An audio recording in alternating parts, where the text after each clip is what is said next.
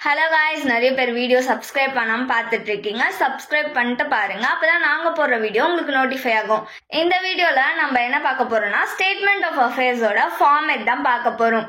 First statement of அஃபேர்ஸ்னா என்னன்னு தெரிஞ்சுக்கலாம். Statement of அஃபேர்ஸ்ன்றது என்னதுன்னா, ஒரு கம்பெனி முடிவுக்கு வரும்போது நம்ம லிக்விடேட்டரை அப்பாயிண்ட் பண்ணுவோம்ல, அவரோட வேலை என்ன, அசட் எல்லாம் விற்று நம்மளோட கடன் எல்லாம் செட்டில் பண்றது தான் அவரோட வேலை. அதை அவர் எந்த ப்ரொசீஜர்ல பண்றாரு, எப்படி அக்கௌண்ட்டை கிளியர் பண்ணி எப்படி செட்டில் பண்றாரு எல்லாருக்கும், அப்புறம் எப்படி கம்பெனியை மூடுறாரு அப்படின்றத நம்ம ஒர்க் அவுட் பண்ணி சம்மரியா காமிக்கிறது தான் இந்த ஸ்டேட்மெண்ட் ஆஃப் அஃபேர்ஸ்ன்னு சொல்றோம். ஃபர்ஸ்ட் இந்த ஸ்டேட்மெண்ட் ஆஃப் அஃபேர்ஸ்ல லிஸ்ட் ஏல இருந்து ஜி வரைக்கும் இருக்கு.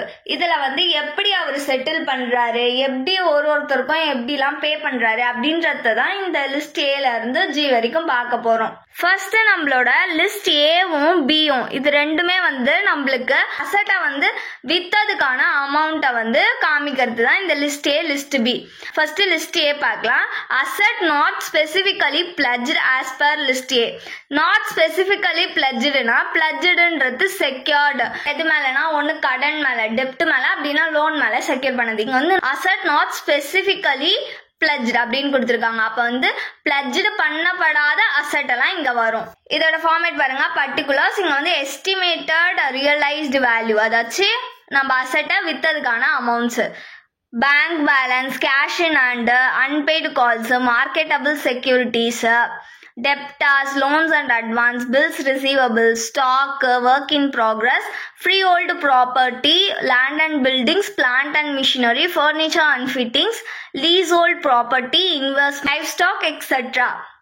pledge பண்ணப்படாத அசட் எல்லாமே இங்க வந்துரும் நம்மளுக்கு. அதுக்கப்புறம் நம்ம இது எல்லாத்தையும் ஆட் பண்ணோம்னா நம்மளுக்கு லிஸ்ட் ஏவோட டோட்டல் கிடைச்சிரும். நெக்ஸ்ட் லிஸ்ட் பி பார்க்க போறோம்.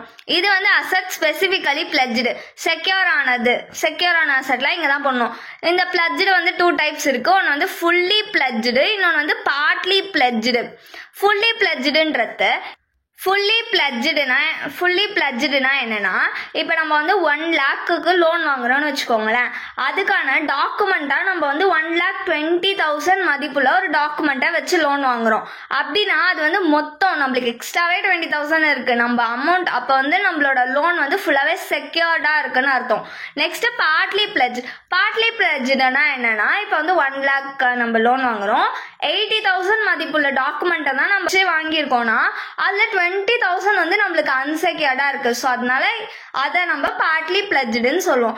இதுல என்னென்னலாம் வரும்னா, name of the pledged asset, எந்த அசட் பிளட்ஜ்டு பண்ணப்பட்டிருக்கோ அந்த அசட்டோட name. Next estimated realised value, அதாச்சும் நம்ம விற்க போறோம்ல அந்த amount. Due to secured creditors, அதாச்சும் யாருக்கிட்ட நம்ம வச்சிருக்கோம், பேங்க்ல வச்சிருந்தா பேங்க், யாராச்சும் தேர்ட் பார்ட்டி கிட்ட வச்சிருந்தோம்னா அவங்க நேம், அது மாதிரி. இப்போ இது எல்லாத்தையும் பண்ணதுக்கு அப்புறமா அது டிஃபிஷியன்சியா இல்ல சர்ப்ளஸான்னு கண்டுபிடிக்கணும். டிஃபிஷியன்சினா லாஸ், சர்ப்ளஸ்னா ப்ராஃபிட். எக்ஸாம்பிள் நம்ம பில்டிங்கை தான் பிளட்ஜ் பண்ணிருக்கோம்னா, பில்டிங்கு இங்க எஸ்டிமேட்டட் ரியலைஸ்டு வேல்யூ, ரியலைஸ்டுனா சேல் பண்ண வேல்யூ. இப்போ சேல் பண்ண வேல்யூ 1,50,000 வச்சுக்கோங்க.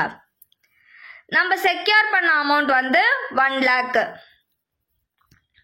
அப்ப இது ரெண்டுத்தையும் மைனஸ் பண்ணா எவ்வளவு, 50,000. நம்ம சேல் பண்ண அமௌண்ட் அதிகமா இருக்கா, அப்ப அது சர்ப்ளஸ். அப்ப இங்க நம்ம 50,000 காமிக்கணும் மைனஸ் பண்ணி. இப்ப இதுவே இங்க 1 lakh rupees சேல் பண்ணிருக்கோம், இங்க 1,50,000க்கு நம்ம செக்யூர் பண்ணிருக்கோம்னா நம்மளுக்கு டிஃபிஷியன்சி, ஏன்னா கம்மியான அமௌண்ட்ல சேல் பண்ணிருக்கோம், அதனால அது லாஸ் ஆகிடும். லிஸ்ட் ஏல டோட்டல் கிடைச்சிச்சுல, அதுக்கப்புறமா லிஸ்ட் பிலயும் டோட்டல் கிடைச்சிச்சுல, இது ரெண்டுத்தையும் ஆட் பண்ணிக்கணும். இதுதான் நம்ம அசட்டை வித்ததுக்கான மொத்த அமௌண்ட். இந்த அமௌண்ட் வச்சுதான் நம்ம லிஸ்ட் சில இருந்து லிஸ்ட் ஹெச் வரைக்கும் செட்டில் பண்ண போறோம். இந்த அமௌண்ட்ல இருந்து தான் அசட்டை வித்து நம்ம கிட்ட எவ்வளவு அமௌண்ட் இருக்குன்றத நம்ம கண்டுபிடிச்சிட்டோம். இதுக்கப்புறமா நம்ம செட்டில் பண்ணணும் லிஸ்ட் சில இருந்து ஹெச் வரைக்கும். அதுக்கு கிராஸ் லயபிலிட்டிஸ் அமௌண்ட்னு எழுதிக்கணும். First list B secured creditors. Deficiency நம்மளுக்கு கிடைச்சிருந்துச்சுன்னா அந்த அமௌண்ட்டை இங்க போட்டுக்கணும், இங்கேயும் போட்டு காமிக்கணும் தந்துட்டோன்ற மாதிரி. Next list C. லிஸ்ட் சில ப்ரிஃபரன்ஷியல் கிரெடிட்டர்ஸ் வருவாங்க, அவங்களோட அமௌண்ட் போட்டுக்கணும். நெக்ஸ்ட் இங்க தந்துட்டோம் அப்படின்றதுக்கு மாதிரி அந்த அமௌண்ட்டை இங்க போட்டுக்கணும். நெக்ஸ்ட் இது ரெண்டுத்தையும் மைனஸ் பண்ணா நம்மளுக்கு ஒரு ஆன்சர் கிடைக்குமா? அந்த ஆன்சரோட லிஸ்ட் டி வந்து டிபெஞ்சர்ஸ். யார் யார் வருவாங்கன்னா ஒன்னு டிபெஞ்சர், அப்படி இல்லைன்னா பேங்க் ஓவர் டிராஃப்ட். இது ரெண்டும் வந்துச்சுன்னா டிபெஞ்சர்ஸ்ல நம்ம காமிக்கணும், அதோட அமௌண்ட் இங்க போட்டு மைனஸ் பண்ணிக்கணும். மைனஸ் பண்ணா ஒரு வேல்யூ கிடைக்குமா? அதுல லிஸ்ட் இங்க போடுற எல்லா அமௌண்ட்டுமே இங்கேயும் போட்டு காமிங்க கொடுத்துட்டோன்ற மாதிரி. இங்க லிஸ்ட் இ. லிஸ்ட் இல வந்து அன்செக்யூர்டு கிரெடிட்டர்ஸ். அன்செக்யூர்டு கிரெடிட்டர்ஸ்ல யார் யாரெல்லாம் வருவாங்கன்னா creditors, bills payable, outstanding expenses, அதுக்குமா பில்ஸ் டிஸ்கவுண்டட். அந்த அமௌண்ட் இங்க போட்டுக்கணும், அதே இங்க எடுத்து காமிச்சிக்கணும். லிஸ்ட் பில இருந்து லிஸ்ட் இ வரைக்கும் போட்டதுக்கு அப்புறமா நம்ம கிராஸ் லயபிலிட்டியை வந்து கால்குலேட் பண்ணிடணும். இது எல்லாத்தையும் ஆட் பண்ணா நம்மளுக்கு கிராஸ் லயபிலிட்டி கிடைக்கும்.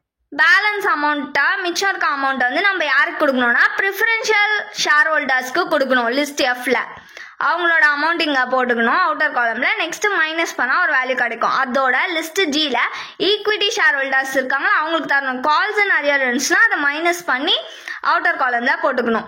நெக்ஸ்ட் இது ரெண்டுத்தையும் மைனஸ் பண்ணா நம்மளுக்கு ஒரு வேல்யூ கிடைக்குமா? இதுதான் வந்து பேலன்சிங் ஃபிகர். இதெல்லாம் லிஸ்ட் ஹெச்ல இந்த அமௌண்ட் வச்சு தான் போட போறோம். இது வந்து மேபி பிளஸ்லயும் நம்மளுக்கு கிடைக்கலாம், இல்ல மைனஸ்லயும் கிடைக்கலாம். பிளஸ்ல கிடைச்சிச்சுன்னா நம்மளுக்கு சர்ப்ளஸ், மைனஸ்ல கிடைச்சிச்சுன்னா நம்மளுக்கு டிஃபிஷியன்சி. லிஸ்ட் எச் பார்க்க போறோம். இது வந்து டிஃபிஷியன்சி அக்கவுண்ட் அப்படின்னா surplus account. Items contributing to deficiency, excess of liabilities over asset. அதாச்சு லயபிலிட்டிஸ் வந்து அதிகமா இருக்கும், அசெட் நம்மளுக்கு கம்மியா இருக்கும். அந்த அமௌண்ட் இங்க அவுட்டர் காலம்ல போட்டுக்கணும். Next estimated loss. Estimated loss எப்படி நம்ம கால்குலேட் பண்றதுன்னா realised asset value minus book value. அந்த அசெட்டை வாங்கணும்ல அந்த அமௌண்ட்டை விட சேல் வேல்யூ வந்து நம்ம வித்ததுக்கான அமௌண்ட் கம்மியா இருந்துச்சுன்னா அதுதான் எஸ்டிமேட்டட் லாஸ். அந்த அமௌண்ட் டிஃபரன்ஸ் மைனஸ் பண்ணா ஒரு ஆன்சர் கிடைக்கும்ல, அந்த அமௌண்ட் இங்க போட்டுக்கணும். Next items reducing deficiency. அதாச்சும் லாஸ் நம்மளுக்கு கம்மியாகும், அசெட்டோட வேல்யூ அதிகமா இருக்கும், லயபிலிட்டியோட வேல்யூ கம்மியா இருக்கும். ஃபர்ஸ்ட் வந்து excess of asset over liabilities. அதாச்சும் அசெட்டோட வேல்யூ அதிகமா இருக்கும், லயபிலிட்டிஸோட வேல்யூ கம்மியா இருக்கும் ரீவேல்யூ பண்ணும் போது. Next deficiency as shown by statement of affairs. Statement of அஃபேர்ஸ்ல நம்மளுக்கு டிஃபிஷியன்சி காமிச்சுன்னா அதை இங்க போட்டுக்கணும். Next estimated profits.